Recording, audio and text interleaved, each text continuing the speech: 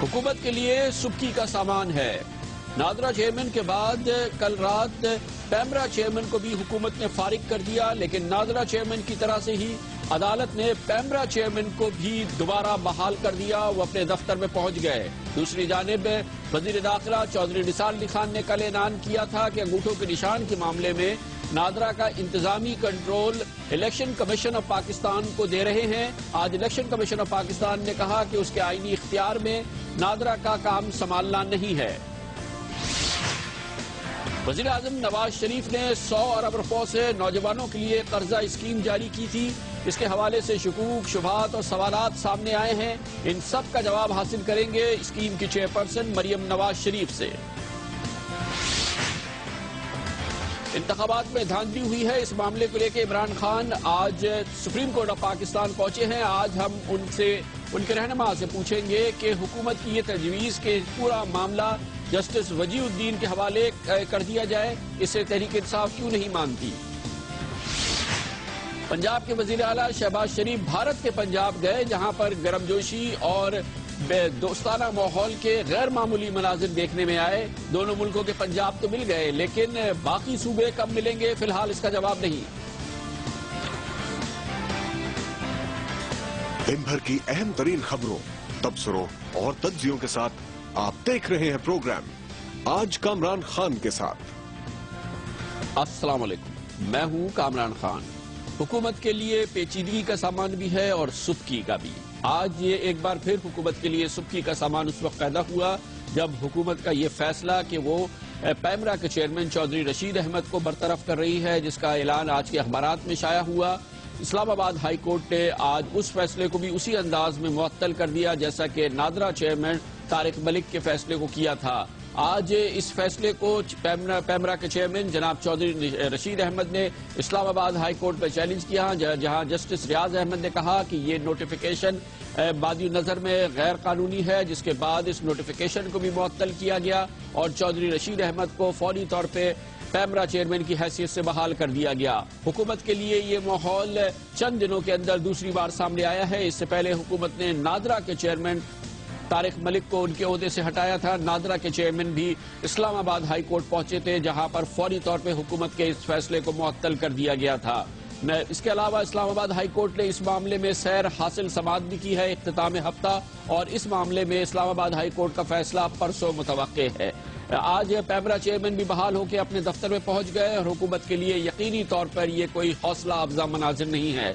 حکومتی حلقے کہتے ہیں کہ تبدیلی کے بعد حکومت کی یہ مرضی ہونی چاہیے اور اس کی خواہش کے اہم ترین عہدوں پر اس کی ٹیم کے لوگ یا اس کی منشا کے لوگ اپوائنٹ کیے جائے، لیکن آئینی اور قانونی طور پہ ایسا کرنا شاید ممکن نہیں ہے۔ یہی وجہ ہے کہ دونوں حکومتی فیصلے، جس میں دو بڑی اتھارٹیز ان کو معطل کیا گیا تھا، عہدوں سے برطرف کیا گیا تھا، عدالتوں نے فوری طور پہ ان کو بحال کر دیا۔ اس دوران حکومت کے لیے مزید مسائل بھی پیدا ہوتے نظر آ رہے ہیں۔ ایک جانب نادرا کے چیئرمین پر الزامات لگائے گئے ہیں۔ کل وفاقی وزیر داخلہ چودھری نثار علی خان نے اس سلسلے میں پریس کانفرنس کی اور نادرا کے چیئرمین کے حوالے سے انہوں نے طویل گفتگو بھی کی اور ان پہ الزامات لگائے۔ دوسری جانب جناب چودھری نثار علی خان نے یہ فیصلہ بھی کیا کہ کیونکہ انگوٹھوں کے نشانات کے معاملہ متنازع صورت اختیار کر رہا ہے اور اس کے ساتھ ہی چیئرمین نادرا بھی، اس لیے انہوں نے کہا کہ حکومت نے فیصلہ کیا ہے کہ نادرا کا انتظامی کنٹرول انگوٹھوں کے نشانات اور ان سے منسلکہ امور کے حوالے سے فوری طور پہ الیکشن کمیشن آف پاکستان کے حوالے کر دیا جائے۔ آج الیکشن کمیشن آف پاکستان نے کہا ہے کہ یہ کام اس کا نہیں ہے اور آئین میں اس کے لیے جو حدود رکھی گئی ہیں اس میں کسی اور اتھارٹی کا کام وہ سنبھال نہیں کر سکتی۔ اس کا مطلب یہ ہے کہ حکومت کا یہ فیصلہ بھی مسترد ہوتا نظر آ رہا ہے۔ الیکشن کمیشن آف پاکستان کے حوالے سے کہ وہ نادرا کا انتظامی کنٹرول سنبھالے، کل جناب چودھری نثار علی خان نے کہا تھا، میں نے یہ فیصلہ کیا ہے پرائم منسٹر صاحب کی منظوری سے کہ آئندہ 3 مہینے کے لیے میں تھم امپریشن اور اس سے ریلیٹڈ الیکشنز کے حوالے سے ریلیٹڈ تمام جو معاملات ہیں اس میں جو مکمل ایڈمنسٹریٹو کنٹرول ہے وہ منسٹری آف انٹیریئر سے ہٹا کے آج خود میں دے رہا ہوں وہ میں الیکشن پاکستان کے حوالے کر رہا ہوں۔ اس حوالے سے الیکشن کمیشن آف پاکستان کی کارکردگی پہ بھی مکمل اطمینان کا اظہار نہیں کیا جا رہا حکومتی حلقوں کی جانب سے بھی، اور آج ہی وفاقی وزیر داخلہ جناب چودھری نثار علی خان نے آج قومی اسمبلی میں خطاب کرتے ہوئے کہا کہ شفاف انتخابات کرانا الیکشن کمیشن کی ذمہ داری تھی۔ اب الیکشن کمیشن بتائے کہ کس کے خلاف ایف آئی آر کاٹی جائے۔ انگوٹھوں کے نشانات کی تصدیق کرا کے وسط مدتی انتخابات کی سازش کی بو آ رہی ہے۔ انہوں نے یہ بھی کہا کہ ووٹروں کی تصدیق کے لیے صرف 4 حلقوں سے کیوں تمام حلقوں سے کیوں نہیں اس کی شناخت کی جائے، یہ کہنا تھا جناب چودھری نثار علی خان کا۔ دوسری جانب ان کا یہ کہنا کہ انگوٹھوں کے نشانات کے معاملے میں نادرا کو انتظامی کنٹرول دیا جا رہا، نادرا کا انتظامی control election commission of Pakistan کے حوالے کیا جا رہا ہے۔ الیکشن کمیشن آف پاکستان کے اس جانب بھی اپنے تحفظات سامنے آئے ہیں۔ اسی دوران آج ایک اور پیش رفت ہوئی ہے۔ قائم مقام چیف الیکشن کمشنر جناب جسٹس ناصر الملک اور سیکرٹری الیکشن کمیشن آج نادرا گئے، جہاں پر انہوں نے نادرا کے چیئرمین جناب طارق ملک سے خیبر پختونخوا کے حوالے سے جو شکایات آئی ہیں، جو انہوں نے ایشو اٹھایا ہے، اس سلسلے میں بھی بریفنگ حاصل کی، اور الیکٹرانک ووٹنگ مشین جس کا کی ٹیسٹنگ اس وقت نادرا میں کی جا رہی ہے، اس حوالے سے بھی چیئرمین نادرا سے انہوں نے بریفنگ حاصل کری۔ جناب طارق ملک کے حوالے سے حکومت کے اپنے تحفظات ہیں اور ان کو برطرف کیا جا چکا ہے، لیکن اسلام آباد ہائی کورٹ نے انہیں بحال کیا، اور آج اسی حوالے سے یہ امپورٹنٹ بات ہے کہ قائم مقام چیف الیکشن کمشنر جسٹس ناصر الملک نے نادرا کا دورہ بھی کیا اور چیئرمین نادرا جناب طارق ملک سے اس حوالے سے تفصیلات بھی حاصل کری۔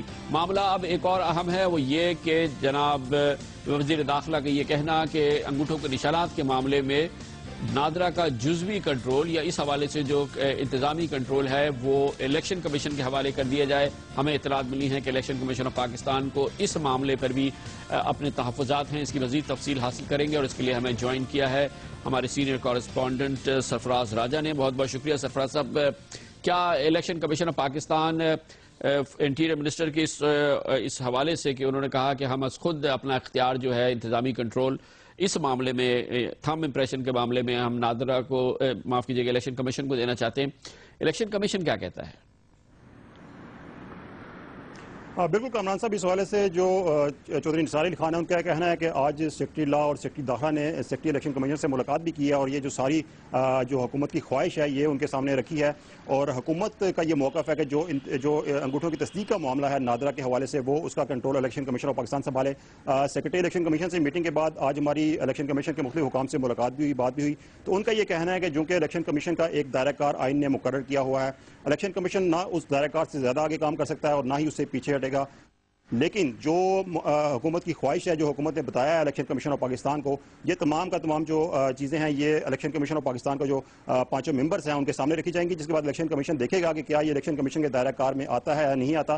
لیکن اس کے علاوہ جو ٹریبونلز ہیں الیکشن کمیشن آف پاکستان کا کہنا ہے کہ چونکہ جو بھی ووٹوں کی تصدیق کا معاملہ ہے 14 ٹریبونلز پورے ملک میں بنائے گئے ہیں، یہ ان کے پاس جاتے ہیں اور ٹریبونلز اس کا جو ہے فیصلہ کرتے ہیں۔ Election commission of Pakistan tribunals کے کام میں مداخلت نہیں کر سکتا، لیکن دیکھا جائے تو اب تک جو 120 دن کا وقت دیا جاتا ہے ٹریبونلز کو کام کرنے کے لیے، اپنی جو کارروائیاں مکمل کرنے کے لیے، اس وقت جو الیکشن کمیشن کے جو پٹیشنز گئی تھی ٹریبونلز کے پاس، اس میں سے صرف 1/4 پٹیشنز کا فیصلہ ہو چکا ہے، باقی تمام پٹیشن جو تھی وہ مقررہ 120 دن کے وقت میں ان کا فیصلہ نہیں ہو سکا۔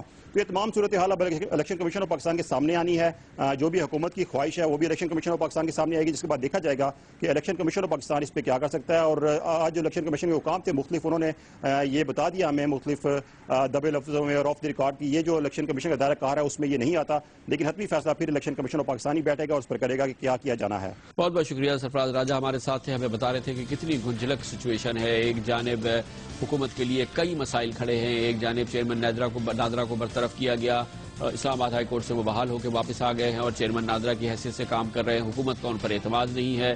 جناب چودھری نثار علی خان نے کہا کہ نادرا کا انتظامی کنٹرول انگوٹھوں کے امپریشنز کے حوالے سے الیکشن کمیشن آف پاکستان کو وہ دے رہے ہیں۔ آج الیکشن کمیشن آف پاکستان کی جانب سے واضح تحفظات اس حکم کے حوالے سے سامنے آئے ہیں۔ دوسری جانب حکومت نے فیصلہ کیا تھا کل شب کے پیمرا کے چیئرمین چودھری رشید احمد کو ہٹا دیا جائے، وہ بھی آج بحال ہو گئے اور چند گھنٹوں کی وقفے کے بعد دوبارہ چیئرمین پیمرا کی حیثیت سے انہوں نے کام کرنا شروع کر دیا، وہ بھی حکومت کا اعتماد نہیں رکھتے۔ یہ پوری سچویشن حکومت کے لیے یقینی طور پہ ایک مسائل ہے۔ حکومتی حلقے کہتے ہیں کہ حکومت کی تبدیلی کے بعد حکومتی ٹیم، حکومت کی منشا کی ٹیم ہونی چاہیے تھی، یہ گزشتہ حکومت کی تعین کردہ ٹیم ہے اور اس کے لیے حکومت کے اعلیٰ ترین عہدوں پہ حکومت چاہتی ہے کہ اس کی مرضی کے لوگ اور اس کے سلیکٹڈ لوگ کام کریں، اور یہ ہوتا ہے دنیا بھر میں اس قسم کا ہوتا ہے۔ جب نئی حکومت آتی ہے تو اس کے ساتھ نئی ٹیمز آتی ہیں، لیکن پاکستان میں آئین اور قانونی اس حوالے سے رکاوٹیں موجود ہیں۔ اس پر مزید معلومات حاصل کرتے ہیں۔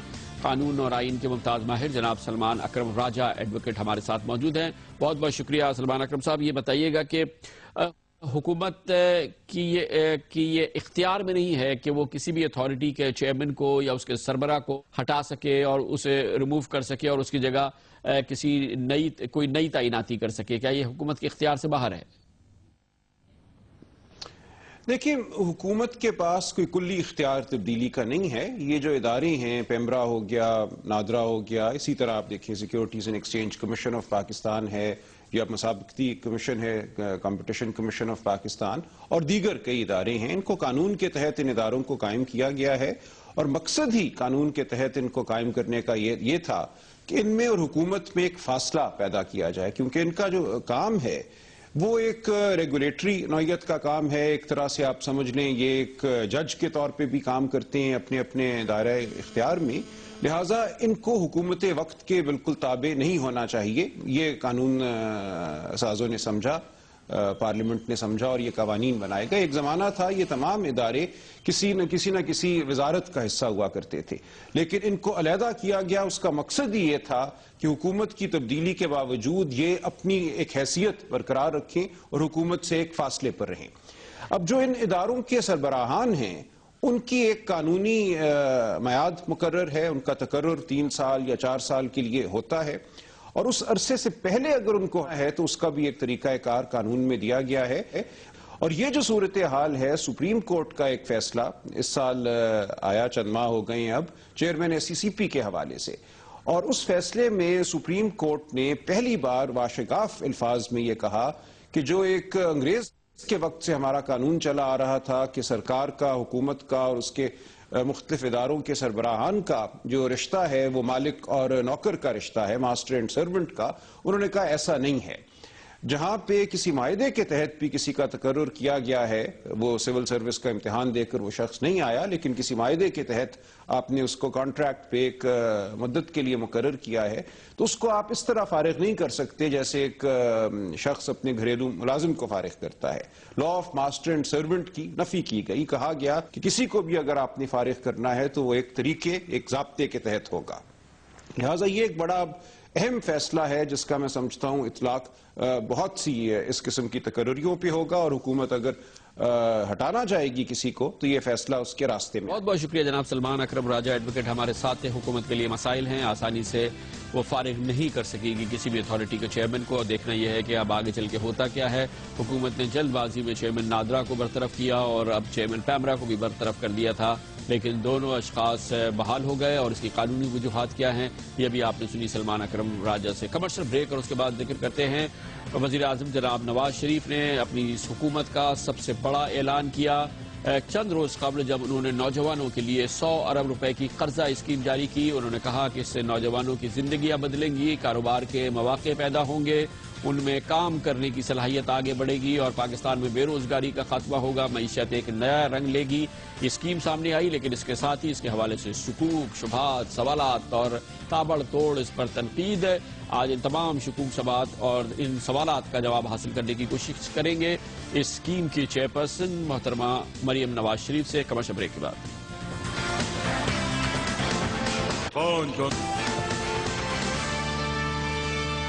Welcome back. بعض سیاسی مبصرین کے نزدیک پاکستان کے وزیر اعظم جناب نواز شریف نے اپنی موجودہ حکومتی مدت کا سب سے بڑا سیاسی جوا کھیلا جب انہوں نے گزشتہ روز پاکستان میں نوجوانوں کے لیے 100 ارب روپے کے قرضوں کی اسکیم کا اعلان کیا، جس کا بنیادی مقصد یہ تھا کہ نوجوانوں کو کاروبار کی طرف راغب کیا جائے اور کاروبار کے لیے انہیں سرمایہ فراہم کیا جائے، اور اس کے ذریعے بے روزگاری کا خاتمہ کیا جائے، پاکستان کی معیشت کو ایک نیا رنگ دیا جائے، اور اس کے ساتھ ہی پاکستان کی معیشت میں ترقی کے آثار نمایاں ہوں۔ بہت بڑا قدم ہے وزیر اعظم جناب نواز شریف نے یہ اٹھایا، اور اس کے ذریعے کہا گیا کہ قومی بینکوں کے ذریعے، جس میں نیشنل بینک آف پاکستان سر فہرست ہے، یہ قرضے فراہم کیے جائیں گے۔ 21 سے 45 سال کے مرد اور نوجوانوں کے لیے یہ قرضے، مرد اور عورتوں کے لیے قرضے ہیں، اور ہنرمند لوگوں کو یہ قرضے دیے جائیں گے، جس کے لیے انہوں نے کہا کہ ہر ماہ بیلٹنگ بھی کی جائے گی۔ زبردست اس کا رسپانس بھی ہے۔ پاکستان میں نوجوان مرد اور عورت، نوجوان لڑکے اور لڑکیاں یہ اب اس کے لیے اپلائی کر رہے ہیں، اور اطلاعات کے مطابق اب تک 35 لاکھ پاکستانی نوجوانوں نے اس اسکیم میں اپلائی کر دیا ہے۔ وہ قرضے حاصل کرنا چاہتے ہیں، دوسری جانب سوالات، شبہات اور دوسرے شکوک سامنے آ رہے ہیں کہ یہ اسکیم کہیں کامیاب ہوگی یا فیل ہو جائے گی۔ اگر فیل ہو جائے گی تو یہ اربوں روپے کا، دسیوں اربوں روپے کا قرضہ ہوگا جو سامنے آ جائے گا۔ کچھ لوگ کہتے ہیں کہ اس اسکیم کا بالآخر انجام وہی ہوگا جو یلو کیب اسکیم وغیرہ کا ہوا، لیکن دوسری جو سوالات اٹھائے جا رہے ہیں اس میں ماہرین کہتے ہیں کہ وزن بھی ہے۔ وزیر اعظم نواز شریف نے اس اسکیم کا افتتاح چند روز قبل گلگت میں کیا، جب انہوں نے اس اسکیم کو متعارف کرایا۔ یوتھ بزنس لونز کا نام ہے، اور اس کے تحت ہم نے اپنا نوجوانوں کو جو ہے وہ ہم نے، جس میں مرد حضرات بھی شامل ہیں، خواتین بھی، جن کی عمر جو ہے وہ 21 سال سے شروع ہو کے 45 سال تک ہو، ان کو ہم نے یوتھ بزنس لونز دینے کا فیصلہ کیا ہے۔ اس کی وہ ہوگا 20 لاکھ روپے تک لون ملے گا، وہ 20 لاکھ روپے تک، یعنی 1 لاکھ سے شروع ہوا اور 20 لاکھ تک اس کی فی خاتون یا فی مرد، یعنی کہ 20 لاکھ کے یہ لونز ہوں گے۔ اور اس میں ہم نے پاکستان کے ساتھ ساتھ اس میں ہم نے آزاد کشمیر کو شامل کیا ہے، اس میں ہم نے گلگت بلتستان کو شامل کیا ہے۔ ماہرین کہتے ہیں کہ یہ بہت بڑا رسک لیا ہے جناب نواز شریف نے۔ یہ اسکیم متعارف کرا کے لوگ، نوجوان پیسے لیں گے، رفو چکر ہو جائیں گے، اس مقصد کے لیے پیسے استعمال نہیں کیے جائیں گے جس کے لیے لیا گیا ہے۔ کوئی شادی کر لے گا، کوئی باہر چلا جائے گا، کوئی دوسرے بینکوں میں سرمایہ کاری کر دے گا، کیونکہ اس کے لیے حکومت نے کہا ہے کہ جو اس پر جو سود کی شرح ہے اس میں آدھی حکومت ادا کرے گی اور آدھی اس ایپلیکنٹ کو ادا کرنی ہوگی۔ متعدد سوالات ہیں، شکوک ہیں، شبہات ہیں، ان کے جوابات حاصل کرتے ہیں اور اس کا تنقیدی جائزہ لیتے ہیں۔ اس کے لیے ہم نے دعوت دی ہے chairman youth loan scheme chairperson محترمہ مریم نواز شریف سے۔ بہت بہت شکریہ محترمہ۔ یہ بتائیے گا کہ کیوں یہ ایک بڑا پہاڑ نہیں بن جائے گا قرضوں میں، قرضوں کے لیے ایک اور پبلک ڈیٹ کا پہاڑ کھڑا ہو جائے گا اور یہ اسکیم ناکام ہو جائے گی۔ یہ ماہرین تو یہی سمجھتے ہیں کہ اس قسم کی اسکیموں کا وہی حشر ہوتا ہے جو اس سے پہلے ان اسکیمز کا ہوا ہے۔ پہلے تو میں آپ کے سوال کے کچھ حصوں سے اتفاق نہیں کروں گی۔ میں سمجھتی ہوں کہ ابھی یہ بہت ارلی ہے یہ بات جج کرنا کہ نقصان ہو جائے گا یا قومی خزانے پہ یہ قرضے بوجھ بن جائیں گے۔ پرائم منسٹر نے اپنی الیکشن کیمپین کے دوران یوتھ کے ساتھ کچھ وعدے کیے تھے، اور انہوں نے اس چیز کو ان کو احساس تھا کہ یہ یوتھ جو ہے یہ پاکستان کا فیوچر ہے، اور جس طرح ان کی زندگیوں میں اندھیرے ہیں، مایوسی ہے، اس کو دور کرنے کے لیے وہ مسلسل جو ہے وہ 6 مہینے سے یہی چیز سوچ رہے تھے، اور ایک وعدہ کیا تھا کہ وہ لوگوں کو ان کو آسان شرائط پہ قرضے دیں گے، اور ان قرضوں سے وہ نوجوان جو ہیں وہ اپنے کاروبار سیٹ کریں گے اور اپنے ڈیپینڈنٹ سے وہ پرووائڈرز بنیں گے انشاءاللہ۔ تو یہ اس کی طرف ایک پہلا قدم اٹھایا ہے، اور میرا خیال ہے کامران خان صاحب کہ ہمیں اپنی یوتھ کو ٹرسٹ کرنا سیکھنا چاہیے۔ اب یہ وقت آ گیا ہے کیونکہ یہ ہمارے بلڈنگ بلاکس ہیں، یہ ہماری جو فیوچر جنریشن ہے، اس کے ہاتھوں میں ہمیں اس پاکستان کو چھوڑ کے جانا ہے، اور وہ اس وقت اندھیروں میں ہیں، ان کو وہ ڈائریکشن لیس ہیں، مایوسیوں میں ہیں، ان سے ان کو نکالنا ہے۔ تو یہ اسکیم جو ہے وہ بیسکلی اس کا مقصد یہی ہے، لیکن اس کے ساتھ ساتھ کامران خان صاحب میں یہ بھی ضرور آپ کو بتانا چاہتی ہوں کہ یہ جو پیسے ہیں یہ پاکستان کی ہے. ہمیں جہاں اپنے نوجوانوں کو سیکیور کرنا ہے, ان کے فیوچرز کو سیکیور کرنا ہے, وہیں ہم نے اپنے جو ملک کا اور قوم کا پیسہ ہے اس کو بھی سیکیور کرنا ہے. اچھا, آپ یہ بتائیے گا کہ یہ فرمائیے گا کہ کیا آپ کے خیال میں پاکستان میں 1 لاکھ نوجوان ایسے ہیں جن میں کاروبار کرنے کی تڑپ ہے, ان کے پاس اس کا ٹھوس منصوبہ ہے اور اس کاروبار کو وہ منافع بخش بنا سکتے ہیں, یعنی کہ 1 لاکھ کے بڈنگ انٹرپرینیورز پاکستان کے اندر موجود ہیں؟ The answer is loud and clear. Yes. اگر آپ کو یاد ہو تو 2011 میں ایک گلوبل انوویشن انڈیکس ہے, انہوں نے ایک ریسرچ کی تھی اور اس میں جو انہوں نے بتایا تھا وہ یہ تھا کہ 125 ملکوں میں سے پاکستان جو ہے, خصوصاً اس کی یوتھ جو ہے, اس کی انوویشن میں اور اس کی جو انٹرپرینورل سکلز ہیں اس میں پاکستان 4th پہ تھا. انڈیا جو ہے وہ 9th پہ تھا, 9th نمبر پہ تھا. تو میں سمجھتی ہوں کہ جو ہمارے نوجوان ہیں ان کے اندر کسی طرح بھی ابیلٹیز کی کمی نہیں ہے, جذبے کی کمی نہیں ہے, محنت کرنے کا وہ رکھتے ہیں, حوصلہ رکھتے ہیں, اور ان کو ہم ٹرسٹ کرنا سیکھ جائیں تو بہتر ہے. لیکن یہ بتائیے گا کہ ایک بزنس پلان کی بڑی اہمیت ہوتی ہے جب بھی آپ اس قسم کے قرضے کے لیے بینک میں اپلائی کرتے ہیں, تو کتنی آپ کی اس اسکیم میں کتنی اہمیت ہے کہ ہمارے نوجوان ایک مضبوط بزنس پلان اپنی درخواست کے ساتھ دیں کہ وہ کیا کاروبار کرنا چاہتے ہیں, کس طرح سے وہ بڑھے گا, کس طرح سے آگے بڑھے گا؟ آپ کے خیال یہ ہے کہ آپ کی اس اسکیم میں اس پر بہت زیادہ فوکس نہیں ہے؟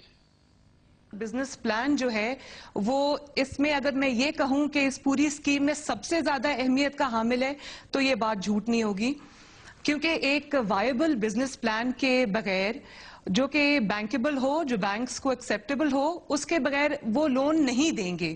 ان کو اپنی بھی جو ہے پیسہ اس کو بھی انہوں نے سیکیور کرنا ہے, اور میرا خیال ہے کہ جتنا ساؤنڈ بزنس پلان ہوگا اتنا چانسز زیادہ ہیں کہ وہ جو ایپلیکنٹ ہے وہ ایلیجبل ٹھہرے گا. تو میں بارہا اپنی سپیچز میں اپنے جو عوام کے ساتھ میرا انٹریکشن ہے, خصوصاً نوجوانوں کے ساتھ, اس میں بار بار اس چیز پہ زور دیتی ہوں کہ آپ کو اپنی سب سے زیادہ محنت جو ہے وہ اپنے بزنس پلان پہ کرنی ہے. آپ کا ہم نے اس کے لیے 55 سے زیادہ بزنس پلانز جو ہیں کامران خان صاحب, ان کو ہم نے بہت تھورو ریسرچ کے بعد ہم نے ان کو 55 ایریاز میں ریسرچ کر کے ہم نے وہ پلانز جو ہیں وہ سمیرا کی ویب سائٹ پہ اپلوڈ کر دیے ہیں. اور یہ بھی مجھے بڑی خوشی ہوئی ہے دیکھ کے کہ آج کی تاریخ تک تقریباً 35 لاکھ جو بزنس پروپوزلز ہیں وہ ڈاؤن لوڈ کیے گئے ہیں نوجوانوں کی جانب سے. تو ایک اچھا ہے, اکنامک ایکٹیویٹی جو ہے وہ شروع ہوئی ہے, پروڈکٹیوٹی شروع ہوئی ہے. اور اس کے علاوہ ہم یہ بھی انکریج کرتے ہیں, پرائم منسٹر صاحب نے بہت دفعہ اپنی تقریروں میں کہا ہے کہ اگر کسی کے پاس کوئی وائبل بزنس پلان ہے جو اس کا اپنا ہے, کوئی بزنس آئیڈیا ہے, تو وہ اس کو لے کے آئے, اس کو ریفائن کر کے لے کے آئے. اور بینک جو ہے انہوں نے شروع میں ایک بڑی تھوڑی سی انفارمیشن مانگی ہے اپنے, اگر آپ فارم آپ نے دیکھا ہو تو اس میں بڑی تھوڑی سی انفارمیشن مانگی ہے بینک نے بزنس پروپوزل کے بارے میں. لیکن اگر یہ پروپوزل ان کو اپیل کرتا ہے اور اس کو لگتا ہے کہ یہ وائبل ہے, اس میں جو ایپلیکنٹ ہے وہ بھی اچھا کرے گا اور بینک کے پیسے بھی واپس آئیں گے, تو اس میں وہ پھر ان کو بلا کے ان کا پراپر انٹرویو کیا جائے گا. یہ تو صحیح ہے کہ اچھا کوئی ٹھوس بزنس پلان ہوگا تو پھر اس کی درخواست کو انٹرٹین کیا جائے گا. مگر یہ بتائیے, پاکستان میں سیاسی حکومتوں کا پتہ نہیں ہوتا, 5 سال بعد آپ کی حکومت ختم ہوگی, خیال یہ کیا جا رہا ہے کہ پتہ نہیں نئی حکومت آئے گی وہ اس کو لے کے آگے بڑھے گی یا نہیں, اور اس کا بھی انجام کہیں یلو کیب اسکیم کی طرح سے نہ ہو جائے اور یہ پوری اسکیم جو ہے وہ اسٹک ہو جائے. اس کے بعد کیا ہوگا؟ جو قرضہ لے چکے ہیں ان لوگوں کا فیوچر کیا ہوگا اور اس قرضے کا فیوچر کیا ہوگا؟ اس کے بارے میں آپ نے کچھ سوچا؟ کامران خان صاحب, میں یہ سمجھتی ہوں کہ اگر کوئی درد رکھنے والی حکومت, پاکستان کا درد رکھنے والی حکومت آئے گی تو وہ افورڈ ہی نہیں کر سکتی ایسے کسی اسکیم کو بند کرنا. ماضی میں کیا ہوتا رہا ہے, یلو کیب اسکیم سکسیسفل تھی اس لحاظ سے کہ آپ شاید یہ جانتے ہوں گے کہ اس کا جو ریکوری ریٹ تھا وہ 98% سے زیادہ تھا, اور جو بھی اچھے کام پچھلی حکومت کر کے جاتی ہے، اب جیسے موٹر وے بنایا ہے پرائم منسٹر نے، وہ کسی اگلی حکومت نے آ کے بند تو نہیں کر دیا نا. کوئی یونیورسٹیز اور سکولز یا اور کالجز جو اچھے ایک حکومت بنا کے جاتی ہے، اگلی حکومت آ کے اس کو بند نہیں کر دیتی ہے. تو جتنی میں دیکھ رہی ہوں کہ اس اسکیم کی ضرورت ہے ہمارے نوجوانوں کو، جس اسکیم سے جتنا وہ فائدہ اٹھانے والے ہیں، میرا خیال ہے کہ یہ گیم چینجر ہوگی ان کی زندگیوں میں. تو میرا نہیں خیال کہ اس کی کامیابی کے بعد کوئی بھی حکومت جو ہے وہ اس کو بند کرنا یا اس کو ڈسکنٹینیو کرنا افورڈ کر سکتی ہے. اور نوجوان میرا خیال ہے وہ کرنے ہی نہیں دیں گے سب سے پہلے اس بات کو. اور دوسرا، آپ نے انٹرسٹ ریٹ کی بات کی تو یا سروس چارجز کی آپ نے بات کی، تو اس میں آپ یہ جانتے ہیں کہ 8% جو ہے وہ بوروور دے گا اور 7% جو ہے وہ حکومت اس کا برداشت کرے گی، سبسڈی دے رہی ہے. تو اس میں اگلے 5 سالوں کے لیے کامران خان صاحب ہم نے تو اس کو فکس کر دیا ہے. Prime minister is very clear on that. انہوں نے یہ کہا ہے کہ کم واٹ میں یہ جو پرسنٹیج ہے یہ چینج نہیں ہوگی. ہم 8% ہی لوگوں کو پے کرنا ہوگا، باقی 7% جو ہے وہ حکومت پاکستان خود ادا کرے گی. ایک کمرشل بریک کا ٹائم ہو گیا، ہم آپ کے پاس کمرشل بریک کے بعد واپس آئیں گے، اور جب وقفے کے بعد واپس آئیں گے تو ہم یہ بھی پوچھیں گے کہ قرضہ لے کے کسی دوسری ملفیت کی اسکیم میں نوجوانوں نے لگا دیا تو پھر کیا ہوگا. صرف 10% انہوں نے اپنی جیب سے دینا ہے، 90% تو یہ بینکوں سے حاصل کریں گے. ان کا انٹرسٹ ختم ہو گیا، وہ پروجیکٹ چھوڑ کے چلے گئے تو پھر کیا ہوگا. اور بھی بہت اہم سوالات ہیں اس اسکیم کے بارے میں جو ہم پوچھیں گے محترمہ مریم نواز شریف سے کمرشل بریک کے بعد.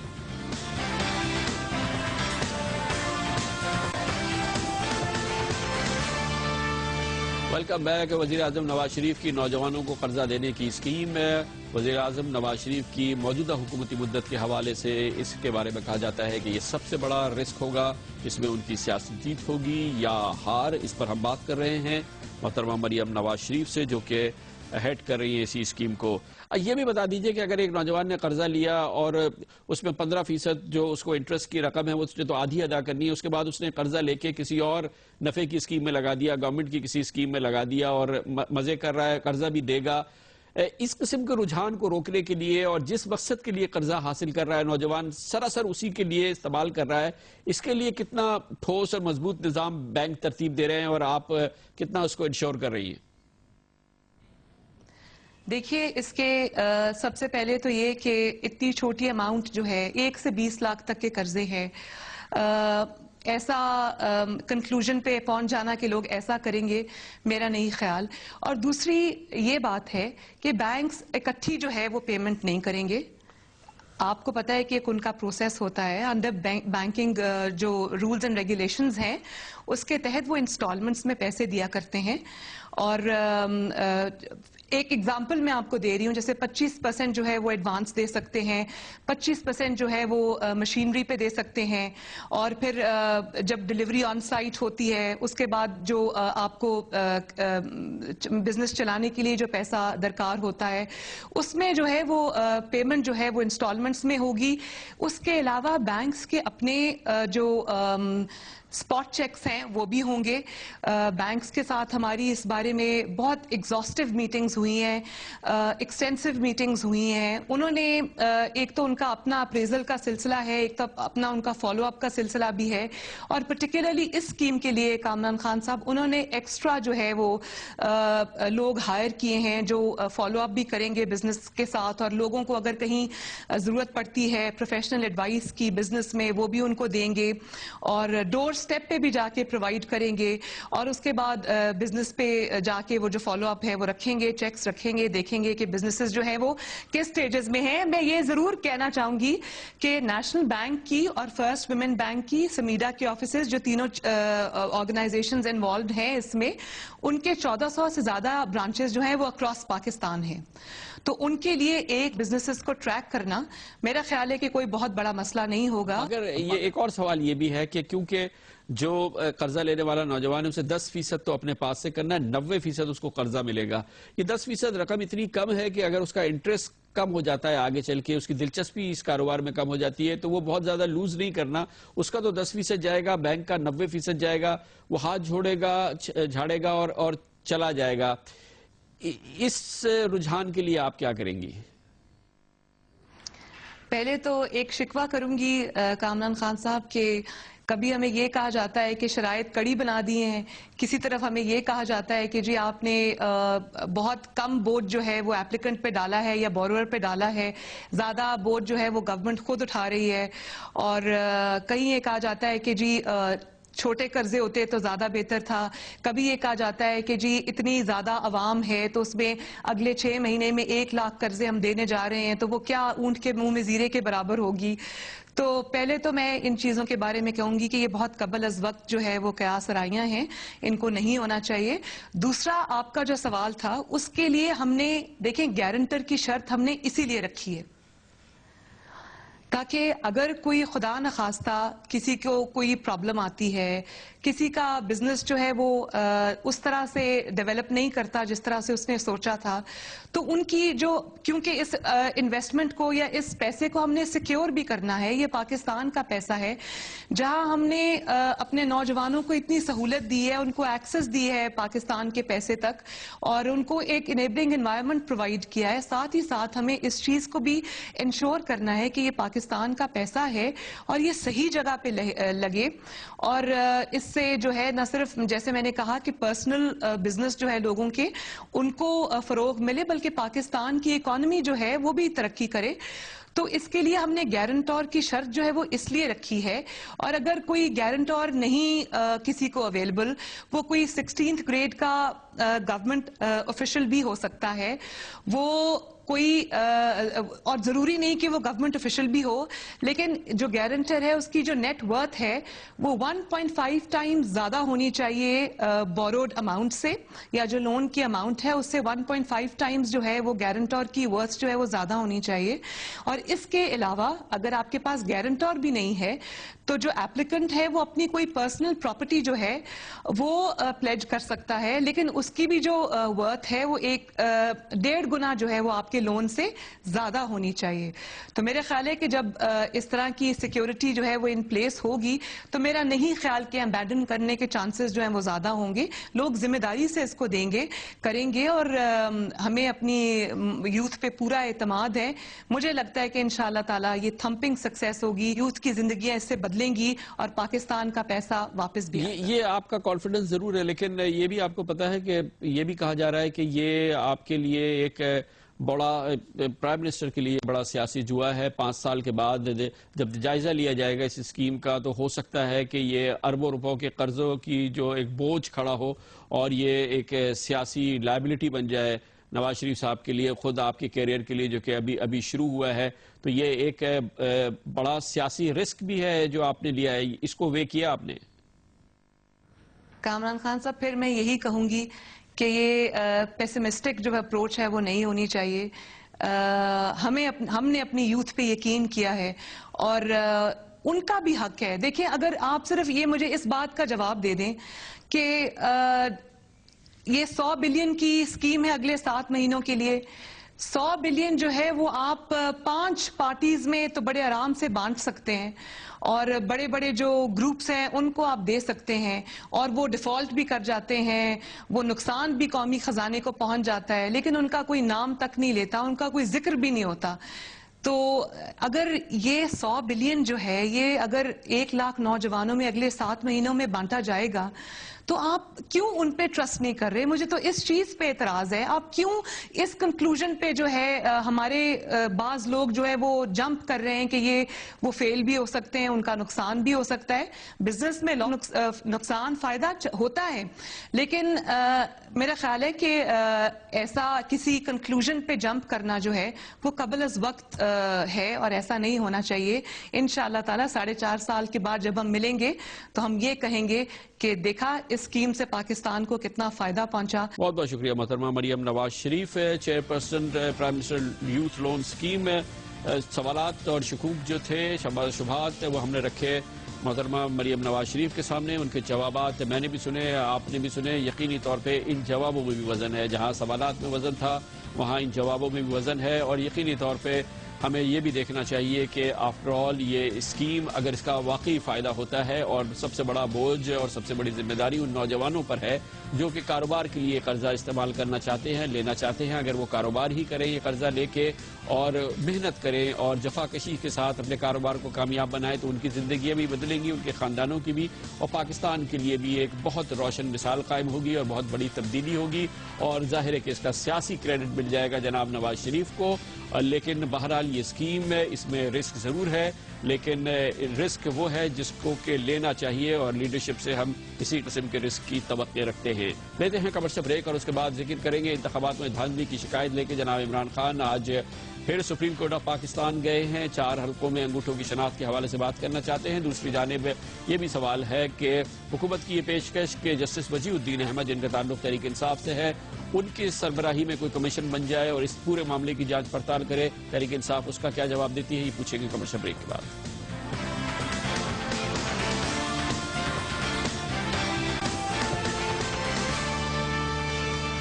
Welcome back. تحریک انصاف کے سربراہ جناب عمران خان اپنے وہ درخواست جس میں وہ کہتے ہیں کہ 4 قومی اسمبلی کے حلقوں میں انگوٹھوں کی تصدیق کرائی جائے، اور اس درخواست کو لے کے سپریم کورٹ آف پاکستان گئے، جہاں پر ایک 100 رکنی بینچ جس کی سربراہی چیف جسٹس آف پاکستان جناب جسٹس تصدق حسین جیلانی کر رہے تھے، اس معاملے کی سماعت کی، جس کے بعد بینچ نے فیصلہ کیا، حکم دیا کہ الیکشن کمیشن NA 125 لاہور اور NA 154 لودھرا کے حوالے سے انگوٹھوں کے نشانات کی تصدیق کے حوالے سے جو رپورٹ ہے وہ 15 دن کے اندر پیش کرے۔ اس کے علاوہ انہوں نے الیکشن کمیشن پاکستان سے یہ بھی کہا کہ 15 روز کے اندر یہ بھی بتایا جائے کہ الیکشن ٹریبونلز نے ابھی اس سلسلے میں فیصلے کیوں نہیں کیے ہیں۔ اور ایک بہت اہم آبزرویشن جو چیف جسٹس آف پاکستان جناب جسٹس تصدق حسین جیلانی نے کی، انہوں نے کہا کہ یہ صرف 4 حلقوں کا معاملہ نہیں، اگر 4 حلقوں کا فیصلہ سنا دیا تو کل سارے کھڑے ہو جائیں گے اور بولیں گے کہ آپ نے ایک ہی پارٹی کی کیوں سنی، ایسی درخواستوں کو روکنا ناممکن ہو جائے گا۔ چیف جسٹس آف پاکستان نے یہ آبزرویشن دی۔ اس حوالے سے عمران خان صاحب نے سپریم کورٹ سے باہر آ کے سپریم کورٹ کے احکامات پر اپنے اعتماد کا بھی اظہار کیا۔ دوسری جانب ان کی یہ کہنا ان کا کہ انتخابات میں دھاندلی ہوئی ہے اور انگوٹھوں کی تصدیق کے حوالے سے حکومت کی پیشکش کو دہرایا گیا ہے، جس میں وفاقی وزیر داخلہ نے حکومت کی جانب سے کہا تھا کہ ان کو کوئی اعتراض نہیں ہوگا کہ اس پورے معاملے پر نظر ثانی کے لیے جناب جسٹس وجیہ الدین احمد کی سربراہی میں ایک بورڈ تشکیل دے دیا جائے۔ جسٹس وجیہ الدین احمد کا تعلق تحریک انصاف سے ہے، حکومت کی جانب سے ان پر اعتماد کا اظہار کیا گیا تھا، اور حکومت کی جانب سے اس پیشکش کو کل پھر دہرایا تھا وزیر داخلہ جناب چودھری نثار علی خان نے۔ میں اس سے زیادہ کہہ سکتا تھا کہ تھم امپریشن کے لیے میں دعوت دیتا ہوں کہ PTI کے سابقہ جج وجیہ الدین کو ہم اوور ویو کا انچارج بنا دیتے ہیں۔ مجھے بتائیں کہ اگر میرے دل میں ذرا بھی چور ہوتا یا حکومت کے دل میں ہوتا تو ہم PTI کے ایک ہمیں اعتماد ہے، میں یہ بھی کہتا ہوں کہ ہمیں جسٹس وجیہ الدین پہ اعتماد تھا۔ 2 ہفتے گزر چکے ہیں، بجائے putting their money where their mouth وہ اس پہ تیار نہیں ہوئے۔ حکومت کی یہ تجویز جسے بعض مبصرین کہتے ہیں کہ ٹھوس تجویز ہے، اور یقینی طور پہ تحریک انصاف کو اس کا مثبت جواب دینا چاہیے تھا۔ جواب حاصل کرتے ہیں اور اس کے لیے ہمیں جوائن کیا ہے جہانگیر خان ترین جو سیکرٹری جنرل ہیں پاکستان تحریک انصاف کے۔ بہت بہت شکریہ جہانگیر خان ترین صاحب، کیوں ابھی تک آپ نے جواب نہیں دیا ہے اس معاملے کا؟ بظاہر تو یہ ایک بڑی معقول تجویز ہے، آپ ہی کے پارٹی کے ہیں جسٹس وجیہ الدین احمد، اور ان کی سربراہی میں اس پورے معاملے کی چھان بین کی جائے۔ دیکھیں یہ ایک مسئلے کو خام خواہ الجھانے کی بات ہے۔ جسٹس وجیہ کو وہ لگا دیں گے، تمام حلقے کی وہ بات کر دیں گے، اس کے بعد جورسڈکشن کے ایشو شروع ہو جائیں گے کہ یہ جو ہے وہ نہیں ہے، اس کا کیا ہوگا۔ پھر جب 2.5 سال کے کھلیں گے تو پتہ نہیں ان میں کتنے سال لگ جائیں گے چیک کرتے کرتے۔ پھر ہر ٹریبیونل بیچ میں کوئی کہیں جا کے سٹے لے لے گا، کوئی کچھ کر لے گا۔ دیکھیں ایک طریقہ کار بنایا گیا ہے جو آئین میں آتا ہے، ٹرائیبیونلز بنائے گئے ہیں، ان کو کام کرنے دیا جائے۔ ہم یہ چاہ رہے ہیں اس وقت کہ تمام ٹرائیبیونلز کو under the law of the land, قانون کے تحت 120 دن میں فیصلے کرنے ہیں۔ ہم یہ کہتے ہیں کہ فیصلہ تو بعد کی بات ہے، ہمارے جو اپلیکیشنز ہیں کہ آپ ویریفیکیشن کریں ووٹر کی انگوٹھوں کی، وہ بھی ابھی تک اپلیکیشن کے اوپر بھی بحث نہیں ہو سکی۔ جہاں پہ بحث شروع ہوتی ہے وہاں پہ PML نون والے جا کے اور سٹے لے لیتے ہیں، ہائی کورٹ میں چلے جاتے ہیں۔ جج ایک دفعہ تو ٹریبیونل جو ہے اسے جج کو اتنا پریشر ڈالا کہ وہ بیچارہ ریزائن کر کے چلا گیا. بہت بہت شکریہ جہانگیر خان ترین ہمارے ساتھ کمرشل بریک, اور اس کے بعد ذکر کریں گے پاکستان اور بھارت کے پنجاب کے درمیان ایسے غیر معمولی گرم جوشی اور محبت کے جذبات اور مناظر دیکھنے میں نہیں آئے تھے جو گزشتہ ہفتے دیکھنے میں آئے. پاک بھارت امن قائم ہو, دونوں ملک ایک دوسرے کے قریب آئے, یہ بہت بڑی ڈیولپمنٹ ہے, لیکن خالی دو پنجابوں کے ملنے سے کام نہیں بنے گا. ملک کے دوسرے حصے پاکستان اور بھارت کے وہ آپس میں اسی طرح سے ملیں گے جیسے دو پنجاب ملے. اس کے بارے میں جانیں گے کمرشل بریک کے بعد.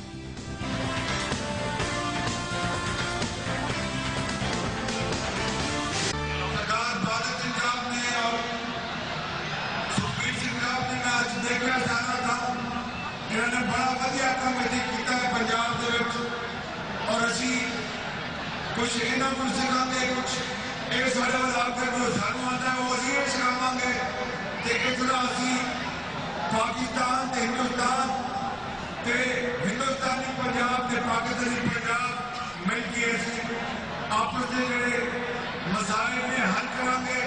یہ تھے جناب شہباز شریف جو مشرقی پنجاب میں خطاب کر رہے تھے, جہاں پر وہ مہمان تھے مشرقی پنجاب کے وزیر اعلیٰ یعنی بھارتی پنجاب کے وزیر اعلیٰ پرکاش سنگھ بادل کے. بھارت کا انتہائی اہم دورہ کیا. اس سے قبل دہلی میں ان کی بھارتی وزیر اعظم ڈاکٹر منموہن سنگھ سے بھی ملاقات ہوئی تھی. مشرقی پنجاب میں انہوں نے ترقیاتی منصوبوں کا بھی جائزہ لیا اور باہمی مشترکہ مفادات کے حوالے سے بھی اہم گفتگو کی.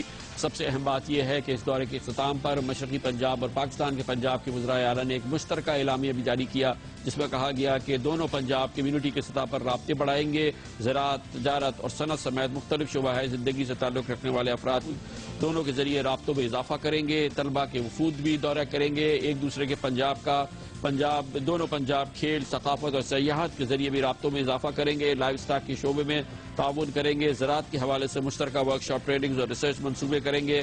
صحت اور تعلیمی شعبوں میں ایک دوسرے کے تجربات سے فائدہ اٹھائیں گے اور مذہبی مقامات کی زیارت کے لیے عوام کو سہولت دیں گے. تجارتی رکاوٹوں کو دور کیے جائیں گے. یہ صوبائی گو کے پلیجز ہیں, وعدے ہیں جو کیے گئے ہیں, لیکن ان کی بہت زیادہ اہمیت ہے. اور یہ بھی کچھ اخبارات میں لکھا گیا ہے کہ یہ اس نوعیت کے وعدے ہیں جو کہ کوئی بھی صوبائی حکومت نہیں کر سکتی, مگر بھارت کی بھی مشرقی پنجاب کی صوبائی حکومت نے اور پاکستان کی بھی پنجاب کی صوبائی حکومت نے اور ان کے وزرائے اعلیٰ نے یہ عہد کیا ہے. یقینی طور پہ یہ ایک پازیٹو قدم ہے پاکستان اور بھارت کے درمیان کی راہ کو آگے بڑھانے کے لیے, اس کو مستحکم کرنے کے لیے, لیکن مکمل طور پہ امن اسی وقت قائم ہوگا جب اسی قسم کے روابط اور اسی قسم کے عہد و پیما پاکستان اور بھارت کے دوسرے علاقوں کے لوگ بھی اور حکومتیں ایک دوسرے کے ساتھ کریں گی. اس کے ساتھ ہی ہمارے آج کے پروگرام کا اختتام ہوتا ہے. کل آپ سے پھر ملاقات ہوگی. کل تک کے لیے کامران خان کو اجازت. اللہ حافظ و ناصر.